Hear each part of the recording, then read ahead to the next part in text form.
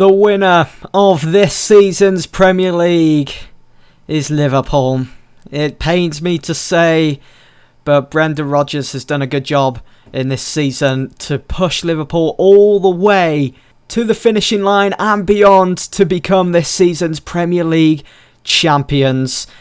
Liverpool and its fans have been waiting for that for so long, and now it's finally happened. They've still got a couple of games remaining, and it was because Everton beat Arsenal 4-0, which meant that Liverpool would then be confirmed automatic winners of this season's Premier League. You can see the team that Rodgers has worked with over the season.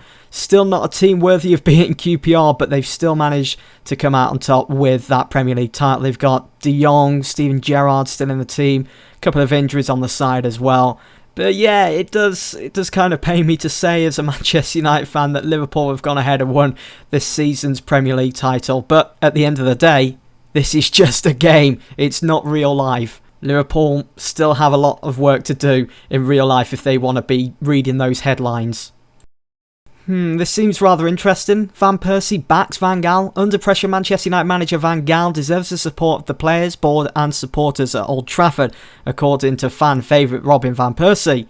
Not sure why Van Gaal is under pressure though, as they're putting, because when I just looked at the league table, Manchester United were in third and could potentially finish the season in second, which isn't the worst position to finish a season in, obviously, but for Manchester United, they've got to be winning the title, and they won it last year.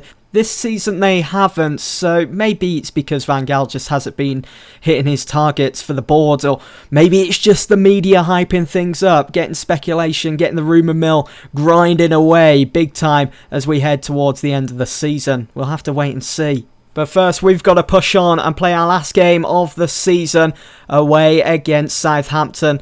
We've already seen that headline, San Siro ready for the Champions League final. It's going to be played there this year. It's a good venue, to be fair. I like the San Siro. Right then, let's finish off this pre-match press conference heading into our last game of the season against Southampton. It's going to be at St Mary's as well, so it's going to be a really tough game. We're still in fifth, as you saw with the league table not so long ago. And for the best player in Europe, we'll just pick Ronaldo. This is amazing. So that's the league table then, heading in to the last day of the Premier League. You can see Huddersfield already relegated. They were newly promoted and they're going straight back down. And it's still tight there. Hull could go down, so could West Brom. Sunderland could save their bacon if they were to win. And both West Brom and Hull are to lose. And it's all tight at the top as well between second and fourth. Who's going to finish in second? Is it going to be Manchester United? They've got an easy fixture there against Watford at Old Trafford. We'll have to wait and see. It's going to be a brilliant final day to the season for the curtain closer. But our season doesn't end there, because the week after we've got the FA Cup final against Chelsea at Wembley. So we've won the majority of games when we've come up against Southampton. Can we win here today to send the fans home ready for the FA Cup final and get all the players in good spirits for that game? They're going to be feeling excited and very determined to push on and lift that trophy, that piece of silverware once again, especially the new players that I brought in and those loanees like Ferreira, who's back to fitness. He'll start on the bench for this game because I might start him in that FA Cup final. Might do. We'll have to see how it goes. Hoylett can stay on the left. We'll leave Korb on the... Shall I bring on Korb or save him? We'll save Korb for the FA Cup final. And I think we'll play Dyer instead of Rio Ferdinand, because that could be Rio's last game, the FA Cup final, if we start him in that. And I think that's going to be my team then. Just check on instructions. Yep. And counter. Done. Let's submit the team. The final Premier League team sheet of the season has been submitted. Let's push on. Guardiola's done well to get City back up into sixth there. You know, their season was absolutely disastrous when Emre was in charge, but as soon as Guardiola's come in, he's done a good job to get them back up into 5th, 6th area, because they were really slipping down into 10th, a place where Man City, especially with their finances and the quality players they have in the team, they really shouldn't be there. Get the team talk out the way and done with. Nice, nice, very nice. The kick-off then. Last Premier League game of the season. Southampton against QPR. Wanayama. Kulka upfield for Austin. Does nothing with it. Tadic. They're playing the same formation that I am. So both teams could really be playing around each other's shape. And what a save from Adrian. Tadic back into the box for Ramirez. Just couldn't find him. We've had some incredible moments at the back this season. Kulka and Anoa, they've formed such a brilliant partnership. And I would say that's certainly helped Adrian as well in his development. He's been able to get better. He's had strong defenders in front of him. So it's all looking good. Drawing much on a yellow card. It's good to have him back to full fitness as well. He did pick up a slight niggle not so long ago. I'm just hoping we don't pick up any more injuries now heading into that FA Cup final against Chelsea. It'd be so awesome if we can beat them there again at Wembley. Phillips to Norvite. That's good. Vision from Norvite to find Trash. Just couldn't really do anything with it though. And Kulka coming in. Austin finds Hoylett. Hoylett just scraping the ball wide. Should be making it 1-0 there as he cuts on the inside. Think about maybe changing it to attacking. Maybe. So we come up to the half-hour mark. Almost half-time. Nothing really happening at the moment. I wonder what the other scores are at the moment with Manchester United and Watford and Chelsea and Arsenal's game. Oh no, we've dropped down to 6th because Man City are beating Hull away from home. Darren Fletcher on a yellow card. I don't want to be finishing 6th. I want to finish as high as possible. I want to finish in 5th. That's my target now. And at the moment, it's not looking likely. I'll get Bond to take the team talk at half-time. Get them back out on the pitch as quick as possible so we can go and grab a goal. Try and put this game to bed. Let's go to attacking. I hate seeing my players looking wound up and frustrated. Hate to see that. Like them to get on the pitch and have a nice comfortable game. Get down to business. Let's demand more. Probably putting more pressure on them, I know, but it's the last day. Where's the passion? Go back to counter. We seem to perform a little bit better when we was on counter with some of the chances. They do have Van Dijk playing though. There's an absolute controlling centre-half. Eric Dyer on a yellow card. Such a physical game. Gaston Ramirez having to go off injured. We'll switch to take more risks. Shoot on... No, run at defence, shall we maybe? We'll leave it at that, I think. Go route 1. Yeah. So many players on yellow cards. I'll bring on Fallen. You know what? Shall I bring on... I'll bring on Fallen for Darren Fletcher. I was thinking maybe I should bring on Louis Reed.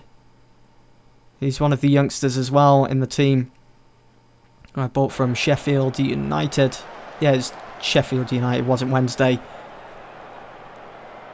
Just over 10 minutes to go then. Tense stuff. Didn't want to finish 6th. They've really put a spanner in the works there, Man City. As they're so used to doing on the last day of the season. Foster distributing that short.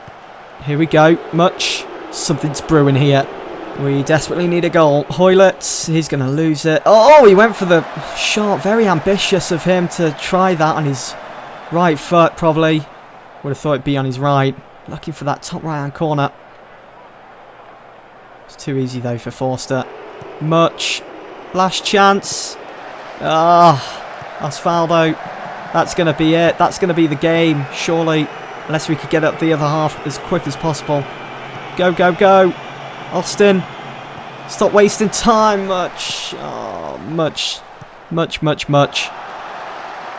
It's not happening. Osvaldo. Oh, what a save from Adrian. I thought Osvaldo was going to score there. I bend that around Adrian into the bottom corner.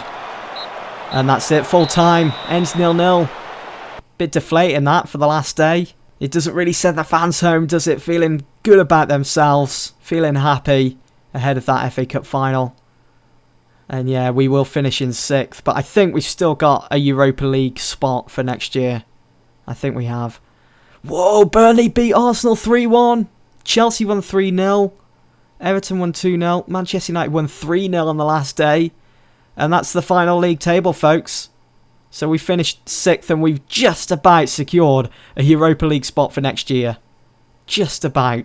Let's go through all the other headlines. Honours even at St Mary's Stadium, as we just saw. West Brom have been relegated. They're gone. So are Sunderland and Huddersfield.